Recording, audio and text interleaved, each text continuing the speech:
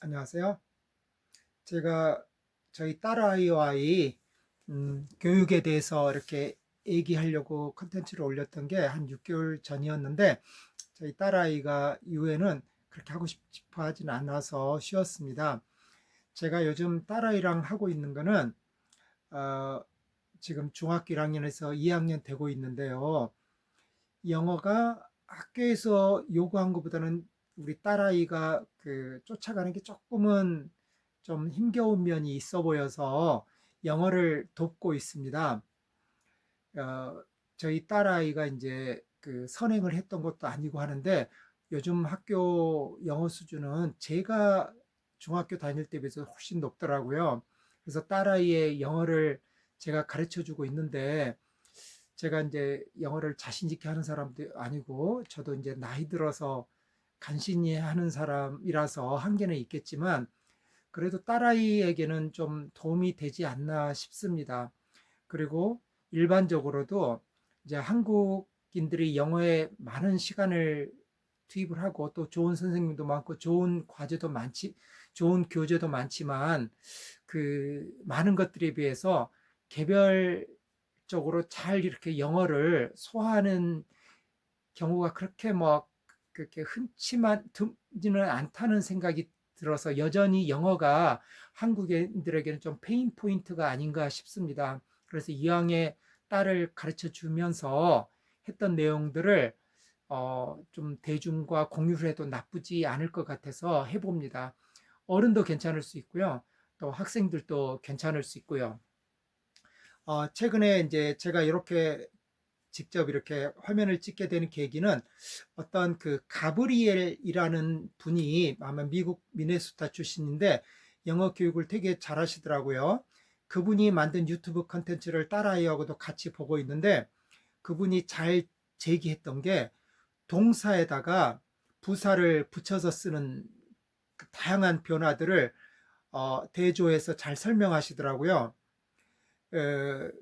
그분이 이제 동사 플러스 부사 이거를 구동사라고 얘기하는데 이게 이제 마치 우리 언어에서는 어미어하고 조사를 다양하게 하면서 우리가 한국에 많은 표현들을 만들어내잖아요.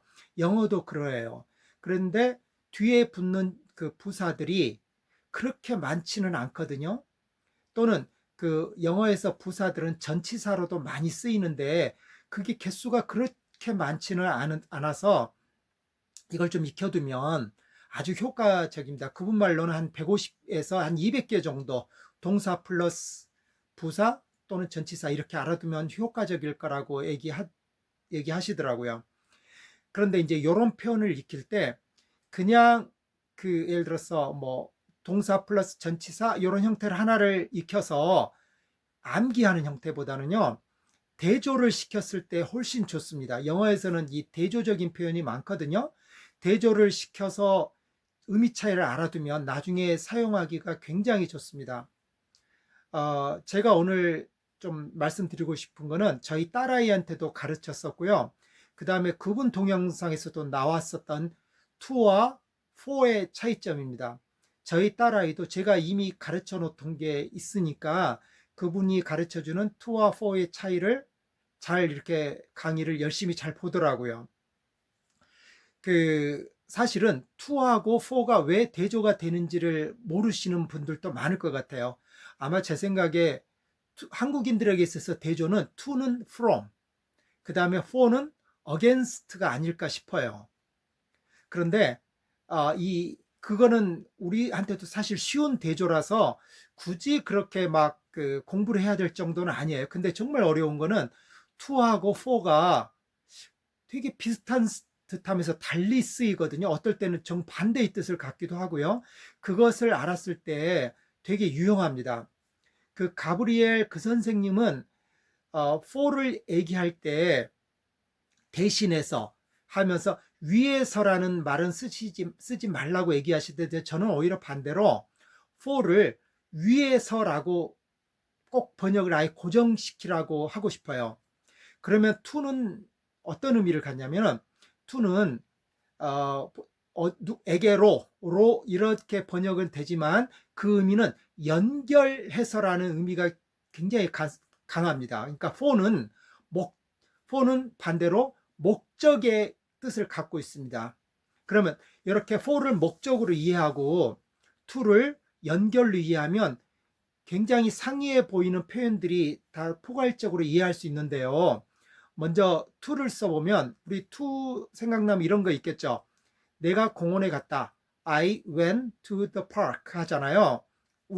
우리한테도 이제 어디로 이거 쉬우니까 내가 공원으로 갔다. 이렇게 쉽게 번역이 됩니다. 근데 여기서 to를요. 연결이라고 생각하면은요. 나라는 사람하고요. 공원이 연결된 겁니다. 어떻게 해서?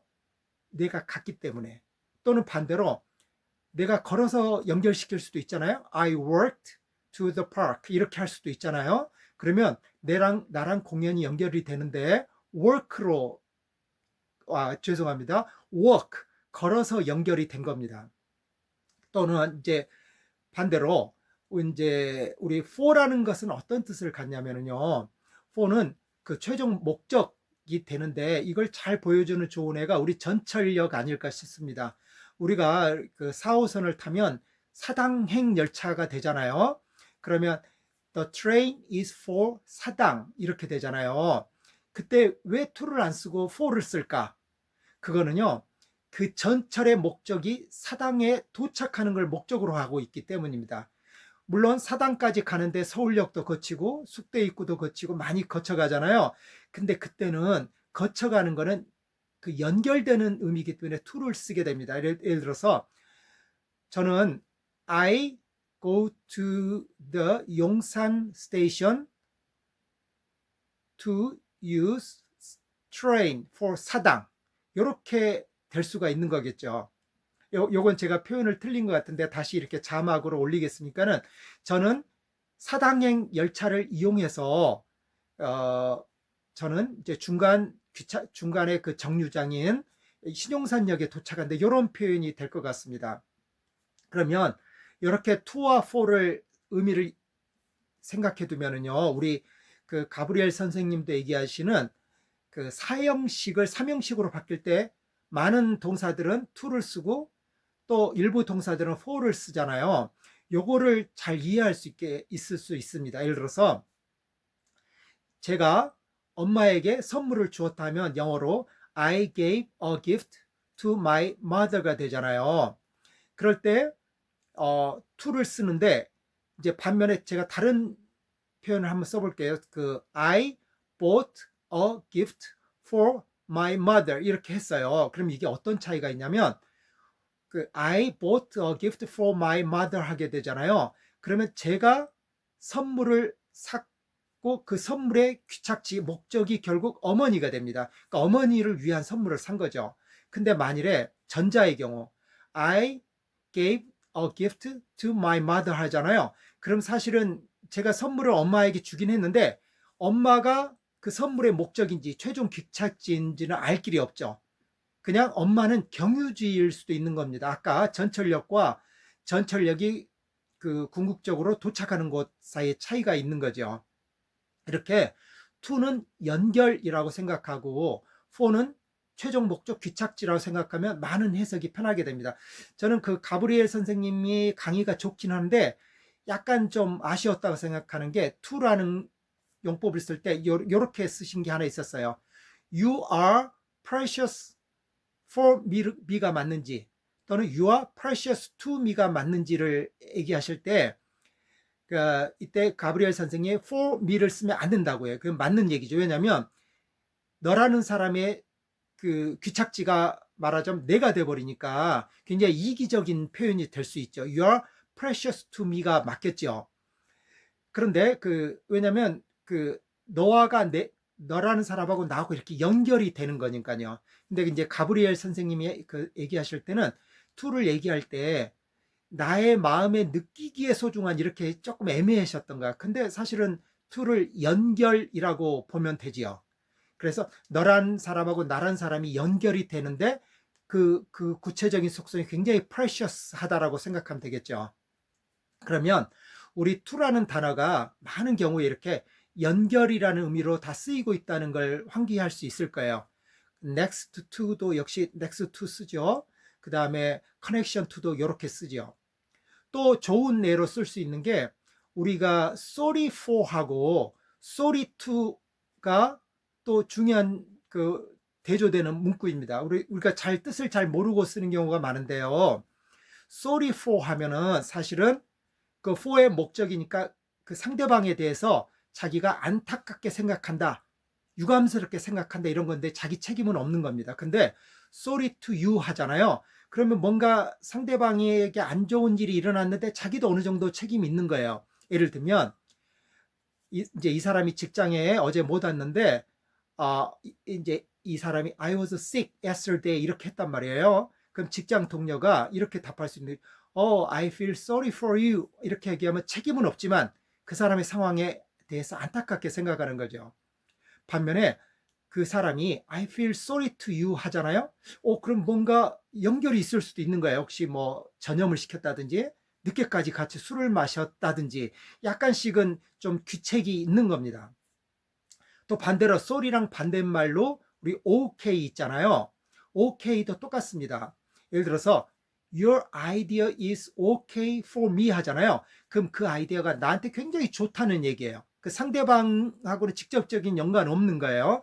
근데 your idea is very okay to me 하잖아요.